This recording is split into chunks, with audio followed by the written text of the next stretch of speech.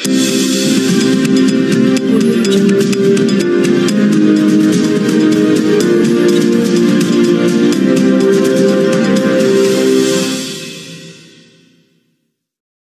निमित्ताने शांतता समितीची बैठक संपन्न।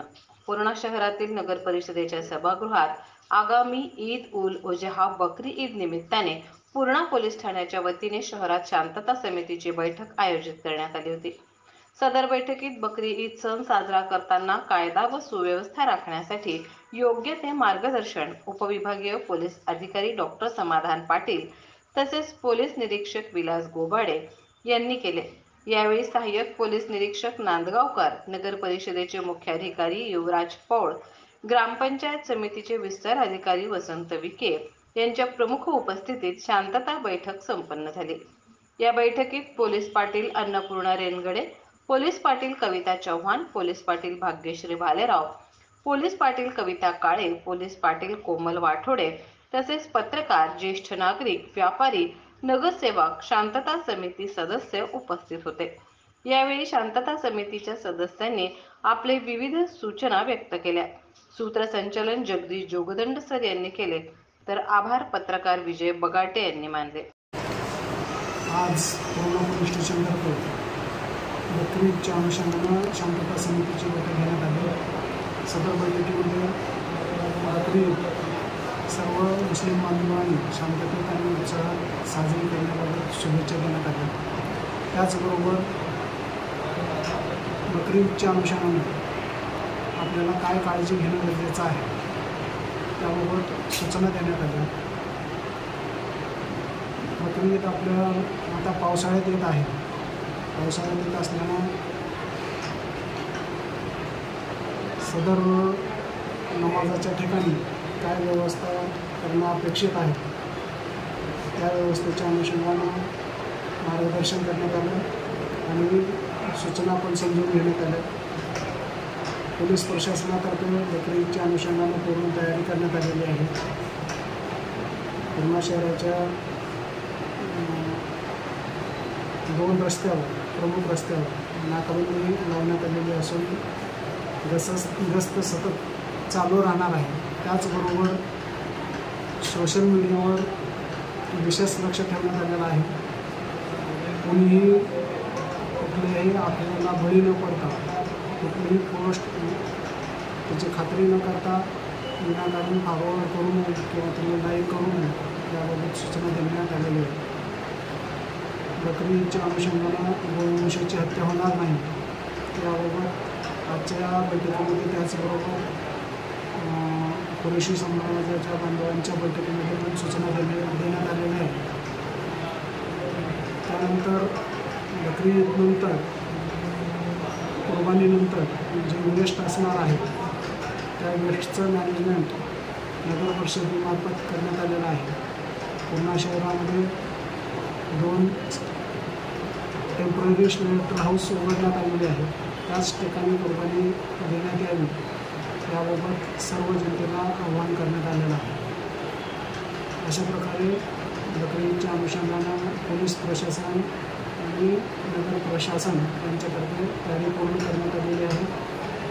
सर्व शांतताप्रिय नागरिकांनी बकरी ईदच्या अनुषंगाने प्रशासनाला सहकार्य करावं आणि प्रतिवर्षाप्रमाणे यावर्षी पण आपण बकरी ईदचा सण सर्वजण मिळून शांततेने आणि उत्साहात साजरा करावा याबाबत परत एकदा शुभेच्छा देतो आणि थांबतो। दरवर्षी बकरी ईद हा सण या पूर्णा शहरामध्ये चांगल्या वातावरणामध्ये साजरा केला जातो। याही वर्षी तशाच पद्धतीनं ज्या काही विभिन्न सणांनी सूचना मांडलेल्या आहेत म्हणजे मास असेल हल्ल्यावरती दिसू नये, कोणाच्या भावना दुखतील अशा पद्धतीचं कुठल्याही मानवाकडून कृत्य होऊ नये यासाठी शांतता समितीची बैठक या ठिकाणी लावलेली आहे। तर दरवर्षी आपण या पूर्णा शहरामध्येच नाही तर परभणी जिल्ह्यामध्ये एक सर्वजण कुठलाही सण असो सर्व एकत्र येऊन या सणामध्ये सामील होत असतो, एकमेकांचा आनंद करत असतो। त्याचप्रमाणे याही वर्षी आपण या बकरी ईदच्या सणाला सर्वांनी मुस्लिम बांधवांना शुभेच्छा देण्यासाठी सर्वांनी सामील व्हावं ही या ठिकाणी मुस्लिम बांधवांना बकरी ईदच्या निमित्तानं हार्दिक शुभेच्छा देतो आणि एकच त्याच्यातनं त्या सूचना परत परत येत असतात, पण लोकांना पण त्या सूचनांचा विसर पडू नये आणि प्रशासनाला पण आपल्या कर्तव्याचा विसर पडू नये म्हणून या दोघांची एकत्रित बैठक ही दर सणाच्या निमित्ताने घेतली जाईल. प्रशासनाची काही कर्तव्य आहेत. बकरी ईदच्या अनुषंगाने स्पेशली म्हणाल तर ज्या ठिकाणी नमाज होणार आहे तो रस्ता चांगला आहे का, येणाऱ्या जाणाऱ्या बांधवांना काही अडचण आहे का. बऱ्याच ठिकाणी अतिक्रमण वगैरे केली जातात. ईदगाह शहराच्या बाहेर दूर ठिकाणी असतो, जाण्यासाठी रस्ता चांगला नसतो. बऱ्याच ठिकाणी पावसामुळे काही अडचणी निर्माण होतात. तर त्या गोष्टी व्यवस्थित आहेत का हे बघणं प्रशासनाचं कर्तव्य आहे. बऱ्याच वेळेला प्रशासनाने ते बघितलं नाही तर सुजाण नागरिक म्हणून समाजातील बांधवांनी ते प्रशासनाच्या लक्षात आणून केलं गरजेचं आहे. त्या अनुषंगानं तसंच काही अजून अडचणी असतील तर त्या अनुषंगाने आपल्याला बैठक घेतो. बऱ्याचशा सूचना महत्त्वाच्या तुम्हीच दिलेल्या आहेत, त्यात मी काही ॲड करणार नाही. रौफबाईंनी सांगितलं की प्रत्येकाच्या घरी काही कुर्बानी होत नाही किंवा कत्तलखान्यामध्ये प्रत्येकाकडनं काही कुर्बानी होत नाही.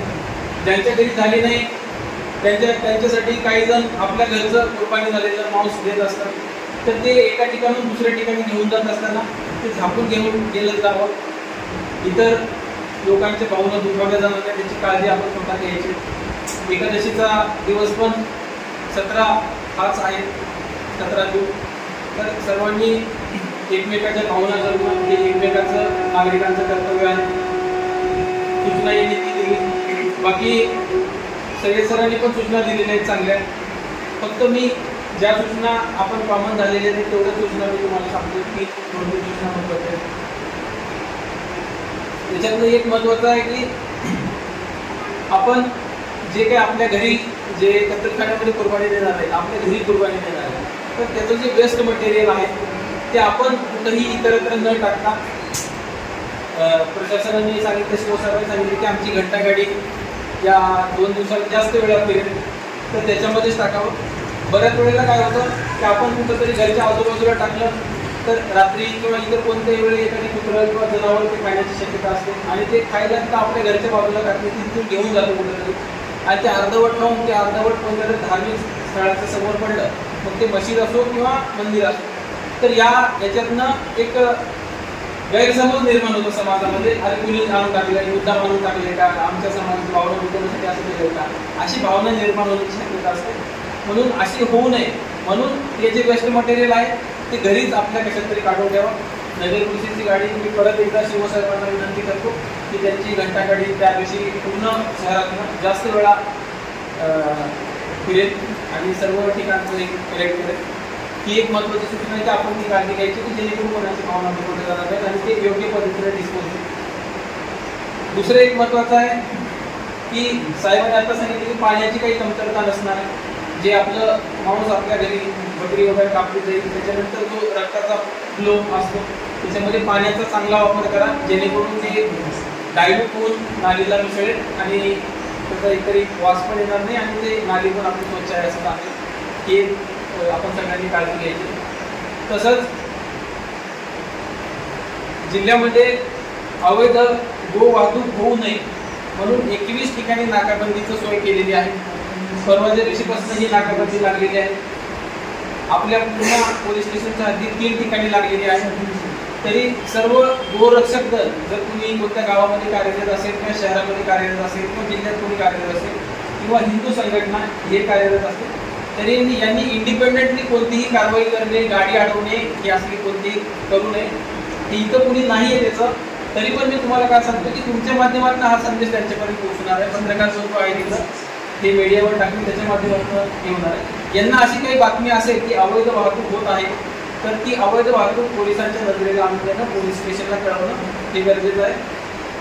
PI स्वतः आणि मी स्वतः त्यांना लवकरात लवकर रिस्पॉन्स देण्याचं आश्वासन देतो. पण आपण स्वतःहून कोणती गाडी अडवून कायदा व सुव्यवस्था निर्माण करण्याचा प्रयत्न करायचा नाही. पोलीस दल त्यासाठी सक्षम आहे. ही एक दुसरी महत्त्वाची सूचना. आणि तिसरी, या बकरी ईदच्या अनुषंगानं मागे कधीही कोणताही अनुचित प्रकार पूर्णा नगरीमध्ये घडलेला नाही. पण आता आपण इंटरनेटच्या जगामध्ये राहतो. बऱ्याच वेळेला बाहेरच्या ठिकाणी म्हणजे मध्य प्रदेश असेल, उत्तर प्रदेश असेल किंवा बाहेरच्या देशामध्ये काहीतरी अनुचित प्रकार घडतो आणि त्या अनुचित प्रकार घडल्या तर सोशल मीडियावर मोठ्या प्रमाणात व्हायरल केलं जातं, स्प्रेड केलं जातं. एक तर त्याच्यामध्ये पहिली गोष्ट असते की ती गोष्ट खरी आहे का नाही याची कुठलीही शहानिशा केलेली नसते, आणि दुसरी गोष्ट ती खरी जरी असली तरी त्याचे आपल्यावर किती परिणाम व्हावे हे आपल्याला एक मर्यादा करून घ्यायची. अशा कुठल्याही घटना जर सोशल मीडियावर आपल्याकडे व्हायरल होत असतील तर प्रत्येक जबाबदार नागरिकांनी, शांतता समितीच्या सदस्यांनी, पत्रकार बांधवांनी ही पोलिसांपर्यंत ही बाब कळवावी. कोणत्याही माध्यमातून कळवलं तरी हरकत नाही, जेणेकरून त्याच्यावर आपल्याला ॲक्च्युअलिटी काय आहे आणि तुमच्यापर्यंत योग्य ती खबर पोहोचवणे आणि त्यातनं जर काही कायदा सुव्यवस्था निर्माण नसेल तर ती निर्माण होऊ नये याची आम्ही आमच्या दलातर्फे काळजी घेऊ. तर कुणीही, कारण मी नेहमीच आपल्या बैठकांमध्ये सांगतो शांतता समितीच्या की काल आपले आईवडील सोबत राहत होते, आज आपण सोबत राहतो आणि पुढच्या वेळेला आपली मुलं बाळ सोबत राहतात. बाहेरचं कुणीही आपल्याला मदत करायला येणार नाही. ते सगळे या गोष्टी टेम्पररी आहेत. आपणच एकमेकाच्या सुखदुःखाचे साथीदार आहेत. त्याच्यामुळं आपलं संबंध एकमेकाशी जसे आजपर्यंत चालत आले तसेच इथून पुढे चालत राहावे. याच्यासाठी सद्भावना जी आहे आपल्या सर्वांमध्ये राहावी हे आपल्या सर्वांचंच कर्तव्य आहे एक जबाबदार नागरिक म्हणून. तर तुम्ही सर्वजण या सूचनांचं चांगल्या पद्धतीनं पालन करा आणि कुणीही काही अनुचित प्रकार आपल्याकडे घडून आला तर लगेचच पोलीस स्टेशनला कळवा. बाकीच्या बऱ्याचशा सूचना PA साहेबांनी दिलेल्या आहेत, रोगबाईंनी एक सूचना दिलेली आहे, साहेबबाईंनी काही सूचना दिलेल्या आहेत. त्याच्यामुळं त्या सूचना आता मी रिपीट करत नाही. तर येणाऱ्या बकरी ईदला किंवा सर्वांना फक्त बकरी किंवा कोकणाची कुर्बानी नाही तर आपल्यातल्या वाईट गोष्टींची सुद्धा कुर्बानी दिली जावी याच्यासाठी भरपूर शुभेच्छा देतो आणि सर्वांनी बकरीचा सण शांततेत आणि आनंदात साजरा करावा याच्यासाठी शुभेच्छा देऊन थांबतो. धन्यवाद.